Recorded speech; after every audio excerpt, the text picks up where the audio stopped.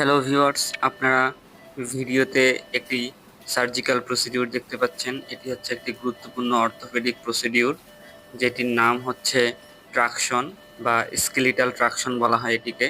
যখন একজন ব্যক্তির পা ভেঙে যায়, বিশেষ করে আমাদের যে বড় হাড় রয়েছে ফিমার, যখন এই ফিমার ভেঙে যায় তখন এই ফিমার থেকে যেন কোনো রকম ডিফর্মিটি এবং কোনো রকম যেন ব্যথা এবং মাসেল স্পাজম না হয়, সেটিকে প্রতিরোধ করার জন্য এই রকম প্রসিডিউরটি করা হয়।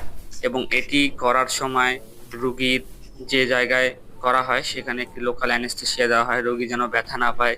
এবং তারপরে একটি অর্থোপেডিক ড্রিল মেশিন, যেটা আপনারা দেখতে পাচ্ছেন, সেটি দিয়ে একটি স্টেইনমেন্ট পিন রোগীর পায়ের যে রোগীর পায়ের মধ্যে ঢুকানো হয় এবং সেখান থেকে একটি ইট বা যে কোনো একটা ওজন ঝুলায় দেওয়া হয়, যেন রোগীর পায়ের মধ্যে সেটা যেন তার নর্মাল অ্যানাটমিক্যাল স্ট্রাকচারের মধ্যে আসতে পারে। পরবর্তীতে যেন কোনো রকমের পায়ের ডিফর্মিটি তৈরি না হয়, যেমন পা ছোট হয়ে যাওয়া, পা বাঁকা হয়ে যাওয়া, এরকম কোনো কিছু আর হয় না। এবং এটি পরবর্তীতে অর্থোপেডিক যে সার্জারি আছে সেটিতে খুবই হেল্প করে এবং সাপোর্ট করে থাকে।